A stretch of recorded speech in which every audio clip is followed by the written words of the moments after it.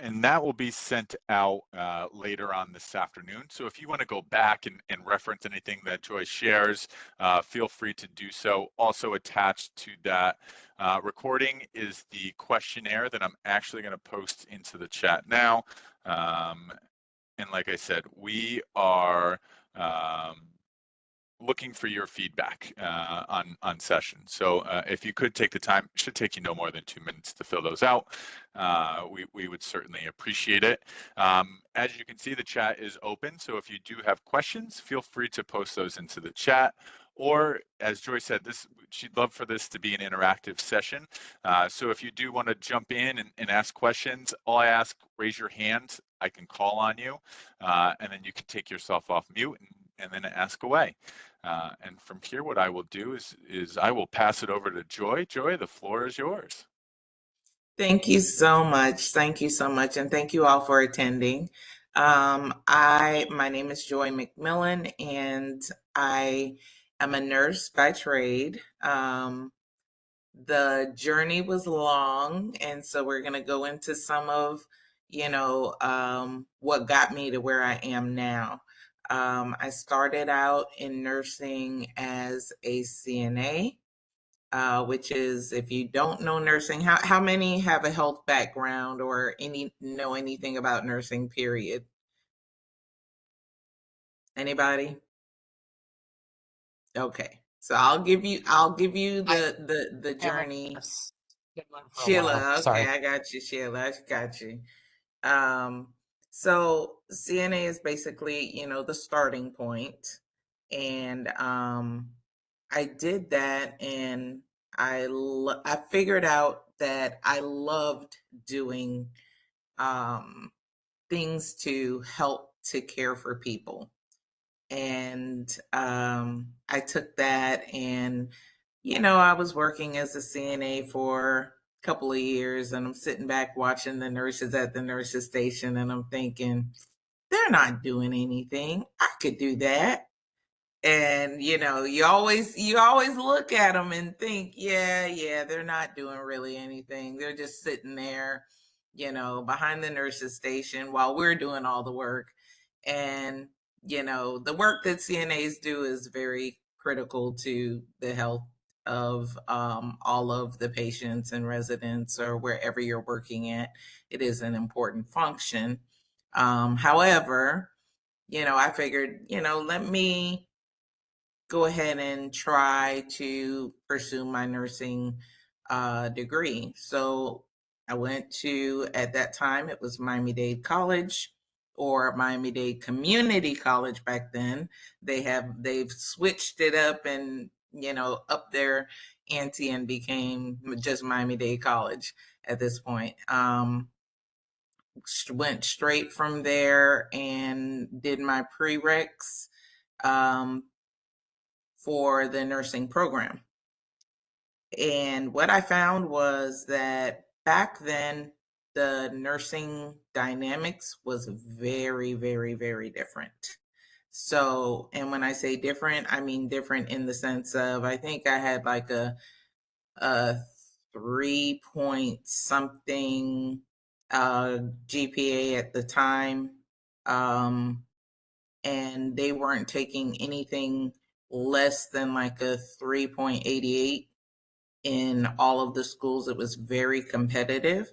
And so you were waitlisted. So I was waitlisted, and I'm sitting there and I'm like, well, I don't want to not do anything in the meantime, but wait on, somebody who either drops out or, can't finish or can't attend. I needed to be productive. And so I took my time and said, okay, the LPNs that are sitting at that nurse's station, I was going for my RN. The LPNs, it's the next step above CNA. I can do that. And why not? So I went to go and take my LPN entrance exam. And the English I flew through. No problem. I did not even finish the 4th grade math. and that's the math portion is what got me, and that's what, and it was a dagger to my pride, I think, more than anything. That, wait, I didn't finish a test because, through CNA school, I was valedictorian. I'm not used to failing. I don't like to fail. My pride was hurt. My ego was hurt. And when I went back and looked at my prerequisite books that I that I did when I first started Miami Dade, I looked back to see, okay, what was I struggling on? And found out it was literally fourth grade math, which just made it even worse, where you got to flip the fractions to divide and figure out what you're going to do with them and multiply this and that. And yeah, didn't get it.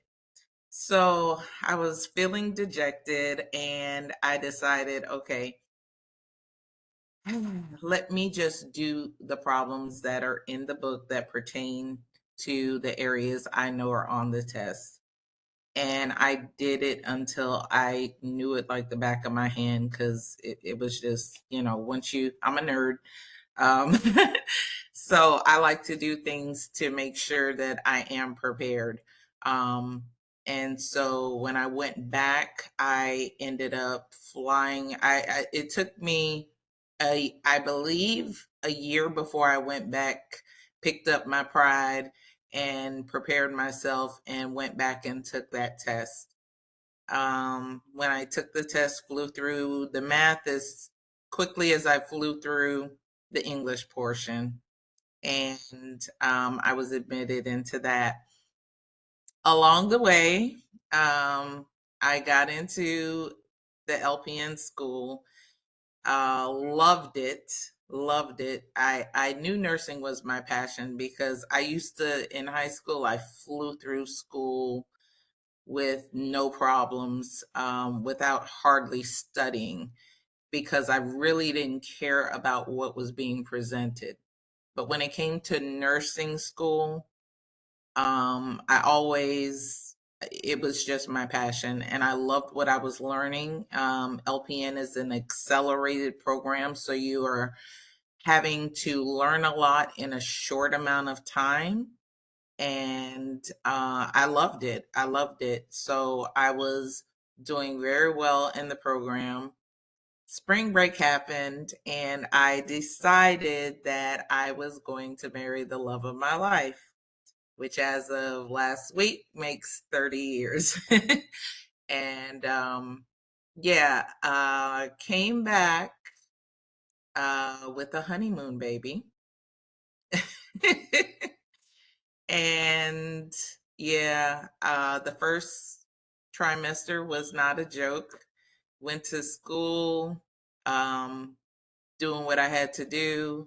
We were in practicals. You spend a lot of time in practicals when you're in LPN school because it's really hands on. You're learning how to get it done.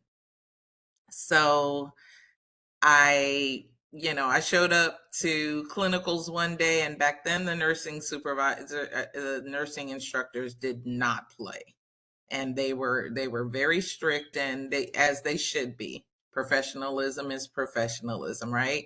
So as I'm going through, I showed up one day, and my teacher looked at me and was like, "Look, you look like death warmed over. If you were not the valedictorian, you would not be in this program. Go put some lipstick on your face and act like you want to be here. Put a smile on, fake it till you make it." And so I faked it right on through. Um, Graduated valedictorian, had my child not long after, and began working as an LPN. Um, in that process, I began to uh, sit back, and I'm working now, and I'm looking at the RNs that are sitting on the floor, and I'm like, I'm doing the same thing they're doing. Why not? They're getting paid so much more than I am. Why not do that? So I began to seek going back and getting my RN. By then, the climate had completely changed. The nurses were in demand, so they weren't turning away nursing students that had good GPAs, just not the best, right? And so I had my daughter, and 4 weeks later, we I began nursing school at Broward College, or back then it was Broward Community College. In that journey, I was able to, that was 4 weeks after I had her and 4 weeks after we bought our home. So anybody tells you that you can't, because they always tell you in nursing school, you're not going to be able to work while you do this. You're just not. And whatever they tell you, it's all driven based on whatever their perception is. What I have to say to you is you do whatever it is you have to do.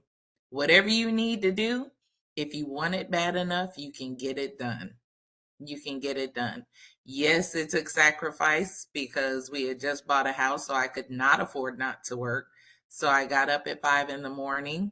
I went to school, did clinicals, and got out of clinicals at 2:30, went home, changed, and went down south to Miami to work my 3 to 11:30 shift, which, if you've been in nursing, 3 to 11:30 means you're not leaving until 12, and headed back home and rinse and repeat, right? So that went on for about a year. I graduated from that program as valedictorian of that program as well, without another baby. So that was great. And I can tell you that along that journey, my son, he was on the spectrum a little bit, just enough where I knew something was wrong, but I had to struggle to get him to get through high school.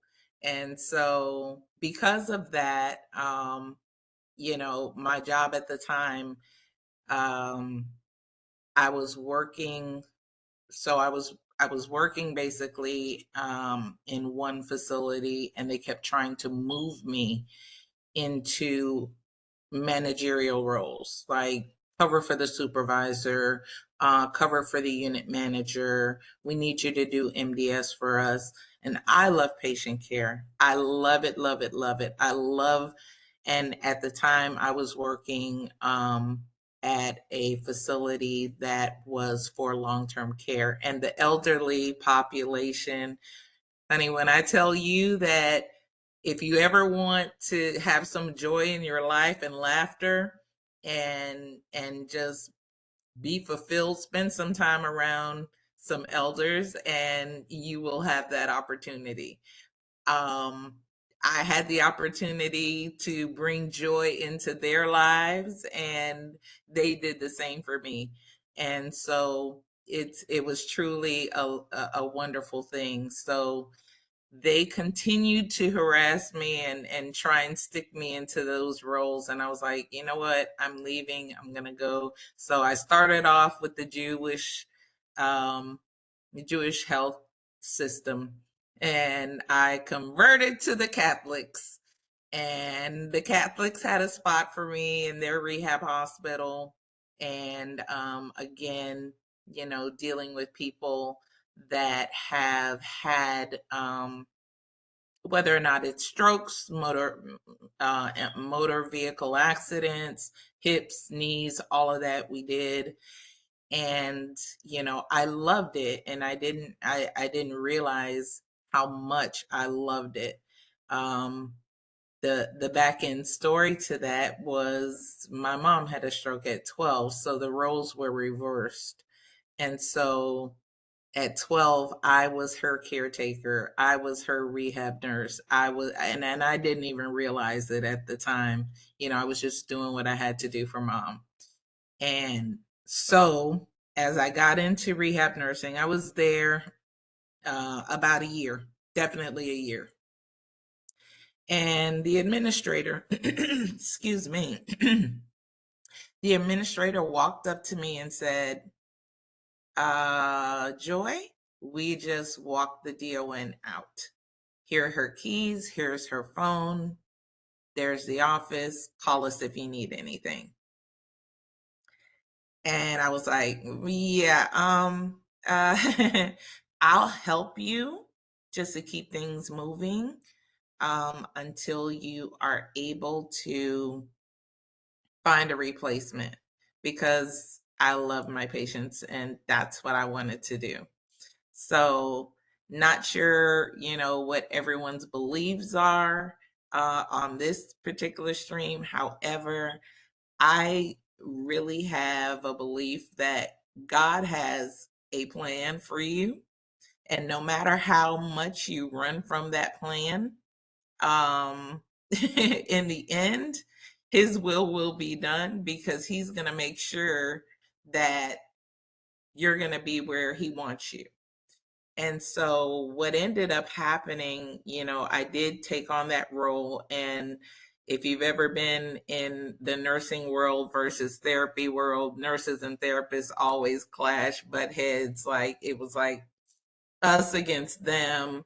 They don't understand our issues and we didn't understand their issues. And I am a unifier. I am somebody who is going to help make sure that we don't have those type of problems. So, I had the conversation with their therapy management and had the conversation with my nurses. Listen, if you have a problem with therapy, you come to me. You do not direct it to the therapist. And the same thing when it comes to the therapist. If you had got an issue, you call me directly and I will make sure that whatever it is rectified. And I did that for a few months, and then we were expecting survey. As we were expecting survey, they were like, Joy, we just need you to sign the job description because we don't have a DON on record. Without a director of nurses, we will get a citation. So I was like, okay, trying to help out. Fast forward months, maybe a year later, I'm still, working at it. We were waiting for a hurricane to come through. And so we were all in the boardroom at what we call our command center. And we were having fun doing our thing. And it was really funny to me because I was like, well, where are you in the job search? Because, it's been a minute. And my administrator, and it's like the whole room erupted in laughter. She was like, the job search stopped about 2 weeks in. Everyone knew that you were going to be the one. You were the one. You have made everything run smooth. And yeah, we weren't looking anymore. And so I was like, it threw me. I was not thinking in those terms. However, that's what God designed. That's the best way I can put it, because that wasn't what I was looking for at all. But that's what I got, and what I did learn to appreciate in that role was that you can actually effectively make so much change as a director in making sure your staff is well taken care of, making sure the patients are well taken care of, and making sure that you've got the best work environment that you could possibly have. And for me, that meant a lot. I was able to, accomplish a lot of things. After a certain point, that facility, it was pretty much on autopilot. And in 2007, I looked at my husband and I said, I'm doing this, but, I really want something for me. I want to do something that I'm going to enjoy and I'll be able to help people. And, we kicked around some ideas. As we did that, um, I I decided that I would do a consulting firm for healthcare, and decided on a name. And the name at that time was J.A.D, Higher Expectations. It's a long behind name. If you're ever thinking about choosing a name for your company, don't choose a long name. If you're ever doing something on your own, if you ever want to try and keep it a little bit condensed. Um, the name had purpose for me. My name is Joy. My daughter's name is Asia. My son and my husband's name is Daryl. And so that's where the JAD came from. And the higher expectations is I'm one that I don't just want to meet the standards. I want everybody to exceed the standards. Anybody on this call, if you ever had the opportunity or need the opportunity to have to go and seek health care for yourself, your loved one, you want to be able to get the most quality service that you possibly can. And so that's what that was my passion. And so I began getting my certifications as soon as I started as the DON, the official. Once I realized, I was it. People who are 30 senior, I started as a DON at 29 years old with a ponytail in my head, just my little bang that used to hang down, that at the same high school hairstyle I had. And that's just how I went about doing things. But I showed everybody respect, and I expected, that respect to be reciprocated to myself as well as other staff members, right? You treat people how you want to be treated. And what I loved about the opportunity of being the director of nurses was I got the opportunity to first certification I got was in rehab nursing. So I'm a certified rehab nurse, because I wanted to be able to be a resource for all of these people. I had at that time, I believe, 108 nurses and CNAs and unit secretaries that reported to me. I wanted to be a resource for them, and I wanted to be able to be the problem fixer if there was a problem, and to be knowledgeable. And so I got that certification. I believe the next certification I got was in wound care, because wounds are a big thing. The hospitals would send patients with wounds, and I wanted to make sure that we were giving them the proper wound care and making sure that no matter what, we were following the standard of practice and using the best, latest technology to ensure that they get better and are able to go home. Next certification I got was Certified Joint Commission Certified Joint Commission Professional.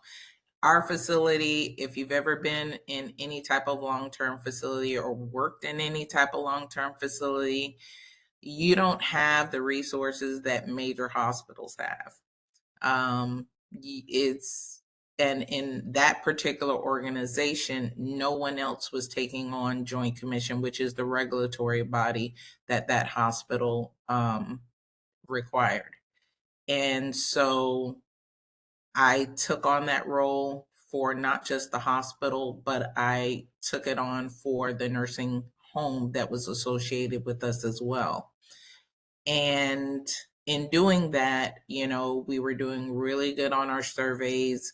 A couple of surveyors tried to recruit me, which did not make my administrator happy. Um, but, you know, you could just tell that there was a difference. There was a difference in the level of care, the expectation. We were the place you wanted to go to.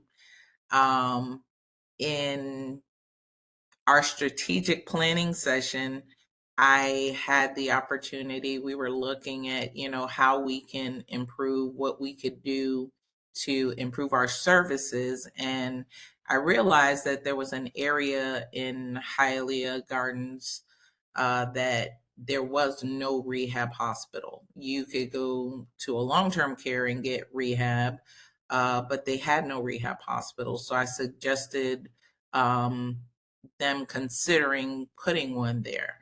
And in that in that suggestion, we ended up deciding to build a hospital. I was able to draw how I wanted the nurses station to overlook the patients that were in their dining area with the wall with the windows so that it was just bright, airy. How I wanted each room designed, what everything. And we walked through it as they were doing construction. And in 2008, we opened the building. That was tough because in 2007, remember I opened J.A.D. Higher Expectations. So I had some clients, but in 2008, when the building opened in November, I really had to focus my attention on trying to get this whole new group of people up to speed on what my expectations were for this hospital. That hospital ended up being the hospital that everybody wanted to go to. The mayor, the mama of the grandma of the police department, everybody, the doctors who wouldn't even refer to us because they had contracts with other people. But when their mom or their aunt or whoever was sick, they would basically threaten to shut us down if we didn't admit them. It was a hotel type feel, concierge type treatment, and it was wonderful. It was wonderful, but it made me pause my on my business because I had really focused on getting that right. Um, in I would say, that's a good question. What year was that? All I know is as soon as my son graduated high school, because that's what I was, you know, waiting for. Because when I did do my registered nurse, it was with an associate degree.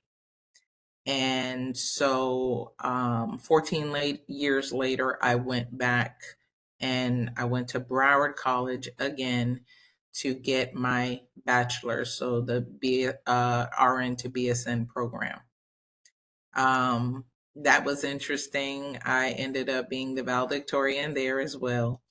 Uh, it was an interesting experience in that I had more experience. You know, the teacher has everyone stand up and say, you know, what do you do, and you know, how long have you been doing it, and this and that. So she's saying that she's got 16 years of experience in nursing, and you got all the babies in the back, and they're, yeah, a year, 2 years, 5 years. And I stood up and I was like, yeah, I'm about, I think at that point I was about mm, 18 years in. And all I said is I was a nurse. I did not tell them that what I did and that I ran 2 hospitals. I just said that I was a nurse. Um, I did not want anybody looking at me any type of way, but the teacher quickly figured out that there was something different about me because I had zero tolerance for you know, kids being kids. Like if the teacher says, if the professor is telling you, you know, you have the ability to turn this in in this type of fashion, but the syllabus says something different, but they're allowing you to do it one way. Stop questioning, just thank them and keep going, be blessed and keep pushing. And so throughout that, I finished, and as soon as I finished that program, I decided that that's where I began my WGU journey. I decided I wanted to go back for my MBA in hospital management. And for me, that meant everything to me because I knew all the clinical aspects and I really knew the inner workings of the hospital. What I wanted to know were things that I did not know that were foreign to me, like, the balance sheets and, how to properly, you know, um, make sure that you're managing both the clinical and the business aspect of it. The beautiful thing about that, and for what I love, and some of you are currently in the program, maybe some of you are alumni, I'm not sure, but the fact that WGU allows you to self-pace yourself. A lot of the material I was able to fly through and get through a lot faster because I finished my MBA in about a year. And I focused my time on the things that some things I flew through, and there were other things such as statistics. So remember me in my fourth grade math. Well, statistics took every bit of time that they said that class was going to take. It took every bit of time for me to get that done. And so for me, I had to I had to focus on what I had to focus on, but it allowed me to be there and do what I needed to do. The other thing that was interesting for me and that I appreciated was I learned so much about being able to incorporate what I had learned, that so my role changed from the director of nurses for both the hospitals to the director of nurses and the assistant administrator for both of the hospitals. Having those dual roles was very good for me because I was able to see, but I was also able to apply what I was now learning to my own business model and expand my services. So, one of the things that I am also certified in is in infection control. And as you know, we had a little thing that went on a few years ago called the pandemic. And in September 19th, I remember the day really clearly. The organization restructured and I inherited another hospital. And so now I had 3 hospitals, and it is September, and I am looking at the news and I'm paying attention to what's going on around the world, and I'm like, guys, this is coming. This is coming. It is coming our way. And so I created 3 different COVID units in each of the buildings. And, people thought I was crazy. They thought I was doing too much. And at that point, because nothing had come over to America yet. And I was like, no, with my infection control background, it's coming. I know it's coming. There's no way it's not going to come this way. And it's not going to be pretty when it does.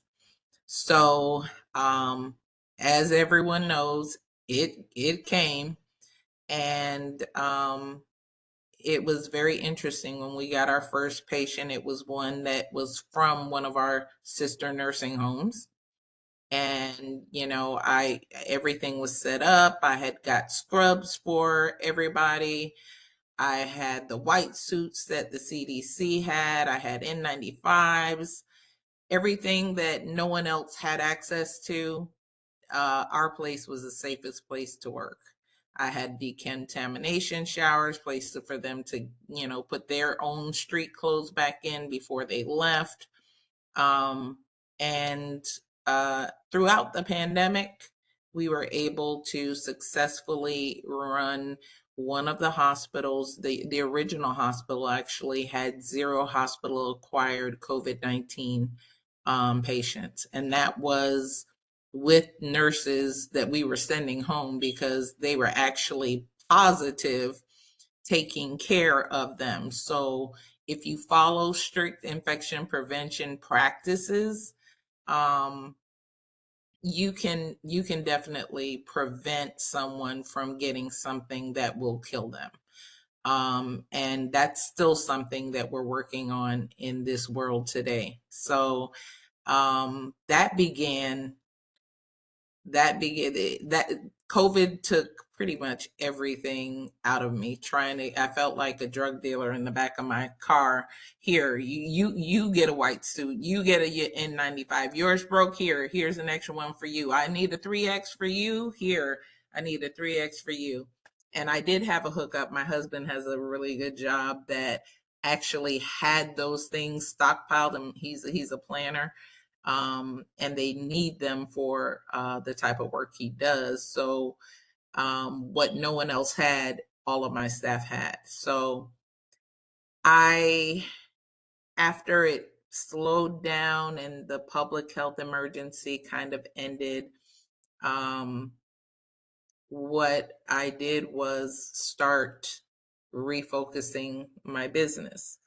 And at that time, it was still J.A.D. Higher Expectations. And I noticed that, I started doing some contract working for CMS and things like that, and for some facilities that, everybody needed help with infection control back then. And one thing that I found out was that you can morph your life trajectory, professional trajectory, your professional trajectory, but your entrepreneurial journey, based on what you have learned. So I took all of the clinical knowledge that I had, um, and everything that I had learned on the WGU side of the business aspect, and changed my business model.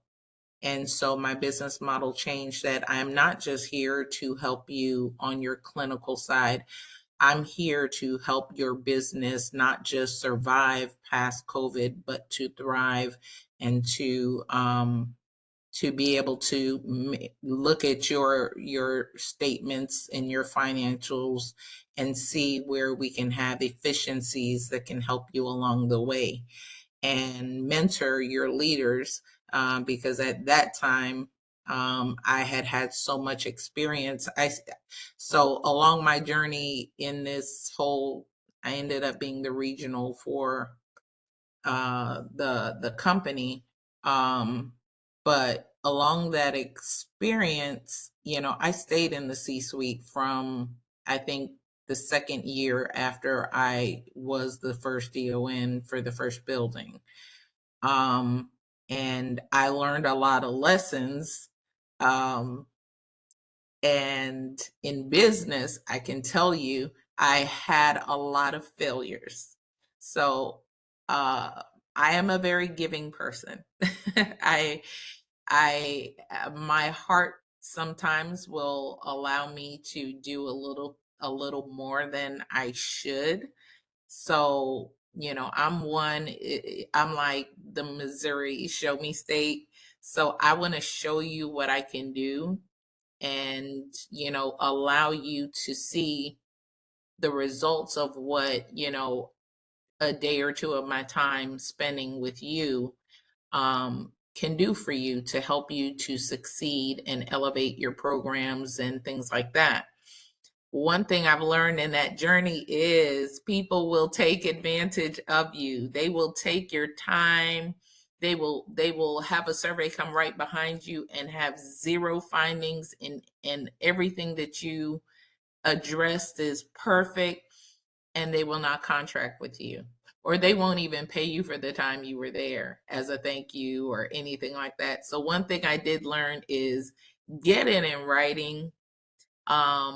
Do get it in writing. Do not just, I did a lot out of the goodness of my heart, thinking people would automatically want to, you know I'm showing you what I'm doing out of good faith, and that you would automatically, when I send over the contract, sign it. And no, that's a hard lesson that I learned, and it took quite a while for me to learn it.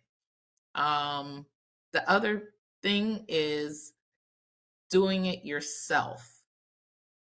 When I first got started in 2007, I had no choice to do things myself, like create my own website, create my own marketing materials. Um, I love to do things by myself. I feel very proud of myself when I do it. However, it does not stack up with your competition. So when you have time, and when you actually have enough finances that you can invest in getting someone to help you to get to where you are, because that's what I ended up finally doing. And it took a long time for me to do that. And that was to rebrand. And my rebranding is now called J.A.D. Infection Control Experts, because people think J.A.D. higher expectations. The first question that I got everywhere I set up was, yeah, what do you do? J.A.D. higher expectation. What is that? What are you doing? To explain it to me. I don't want to have to take you down that road of explanation. I want the name to kind of speak for itself, and I want to empower people. I have recently, well, at the end of this month, I'll be in Dubai speaking on infection prevention, and Mother's Day weekend up until I'll be in the air heading to France speaking, and the next one I believe is Prague. But it has become one of, you can't just automatically assume that where you start is where you're going to finish, because my model initially when I rebranded was, okay, I'll be there for those SNFs that they're really the most vulnerable. But guess what?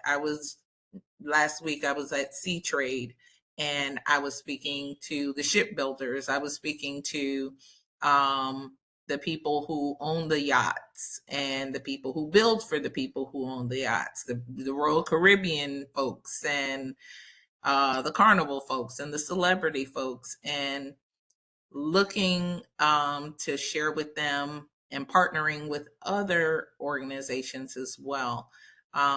Collaborations go a long way. And so what you think you're going to start off doing, it the more your name gets out there and the more people see you as that authority figure, things just morph. Things morph, and they morph in a very good way. So I love what I do. I retired from my full-time job last March of 24. And so it is full steam ahead now into um, doing doing my business and gaining my connections and working in every aspect that I can to essentially help people in whatever capacity they need.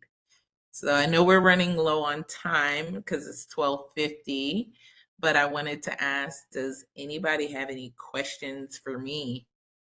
And Joy, there were a few questions that came in through the chat, and I can read those off. If we don't get to those questions, what's the best way that people can connect with you, Joy? Is it through LinkedIn? Is it email? What might you recommend to people connecting to you if they do have additional questions? Definitely connect with me on LinkedIn. I'm on LinkedIn as Joi A. McMillon, and you shouldn't have a problem finding me there. But I'm going to look at some of these questions and see what I can get through. And I can read them off. And Go and ahead. I would also encourage everybody else that's also in this call, like, Joy had mentioned, her network, like start building out your network, like utilize this opportunity, like we're all on this call, share your LinkedIn in the chat, connect with each other. So certainly opportunity there to kind of build your professional network. Jolena, I think correct me if am mispronouncing your name, but she had some fantastic questions that she posted. The first one was how has your approach to overcoming failure developed over the years? So my approach to overcoming failure um, is, for me, failure is not an option. So I just feel like I have that, that willingness to just continue. I just won't stop. I won't stop until I get it right.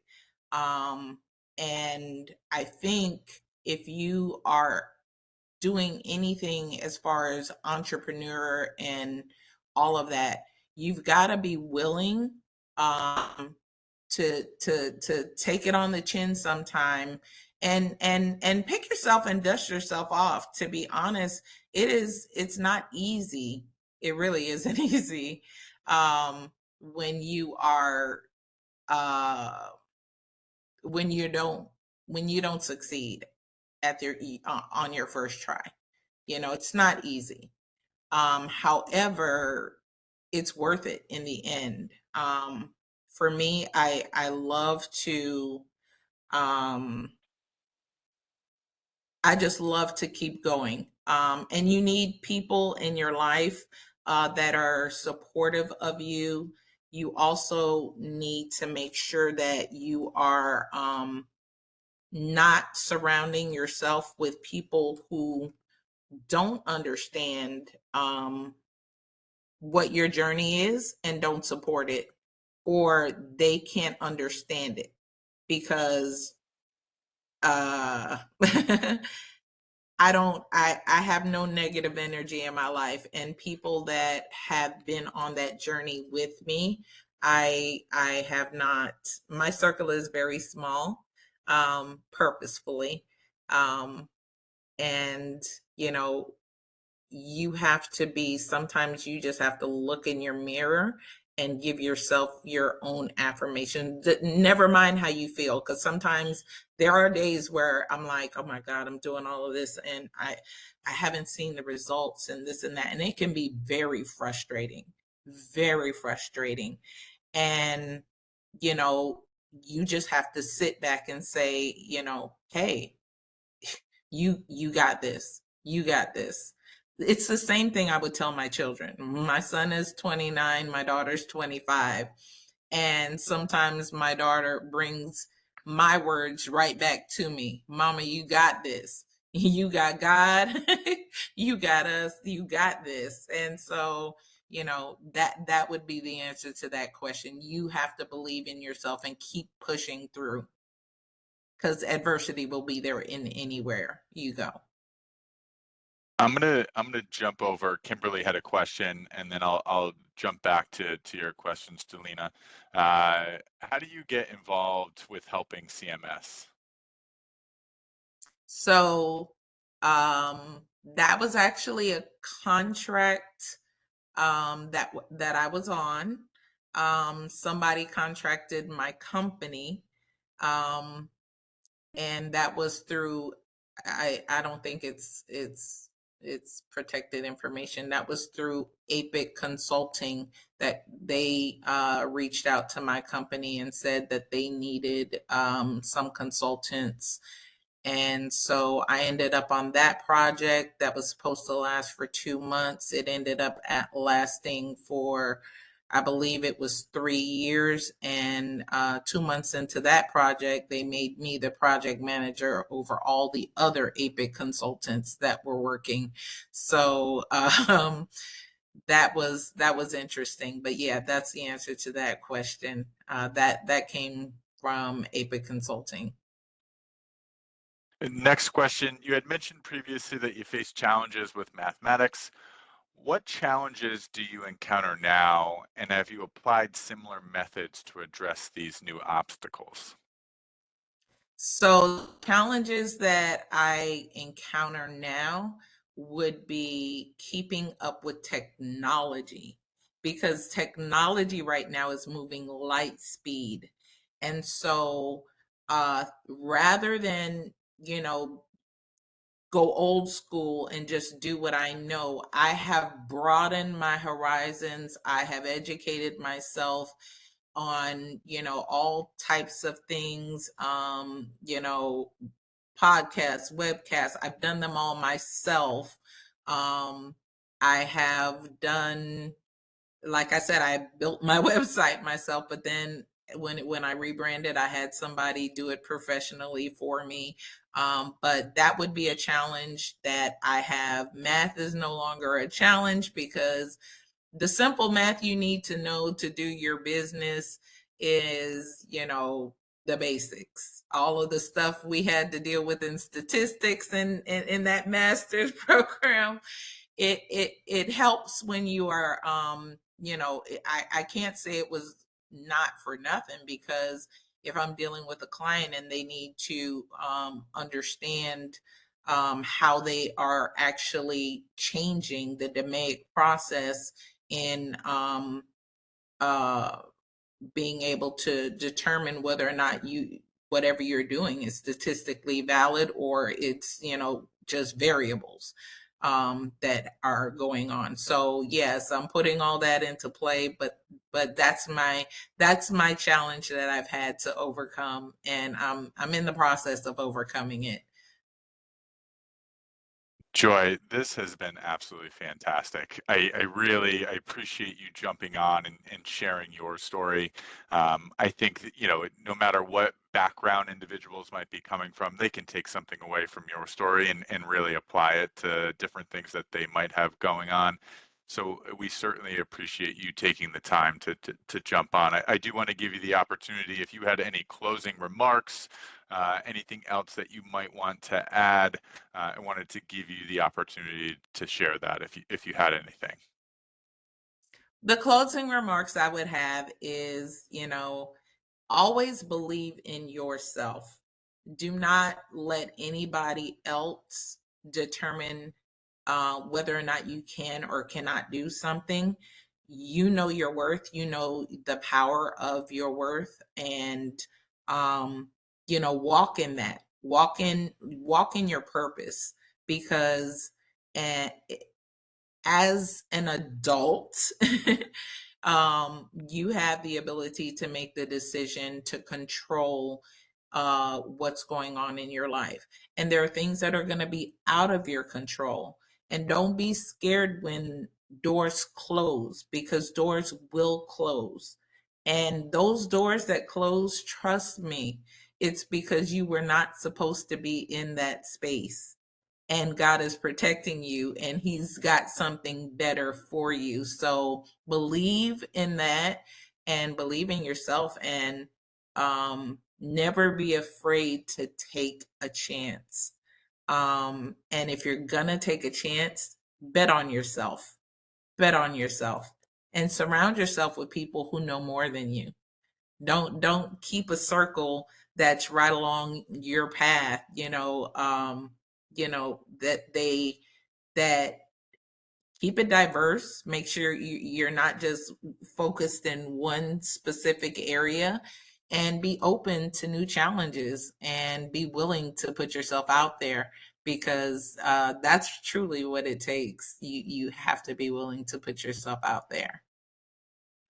Joy, this Yeah, has been and the fantastic. starting point is the hardest. Yes, it is. I really appreciate you jumping in and sharing some fantastic insight. So a round of applause to you for jumping in with us today here at WGU, and certainly thank everybody for joining us today, whether you're located. If it's morning, afternoon, wherever you might be located, we appreciate you jumping in. Reminder, session was recorded. We will be sending that out. So if you want to go back and reference any of those fantastic points that Joy had, certainly go back and do that. And then also feel free to register for some of those other sessions that we're hosting, one later on today and then 2 more tomorrow. But thank you everyone for jumping in, and have a fantastic rest of your day. Take care. Bye. Bye. And I did leave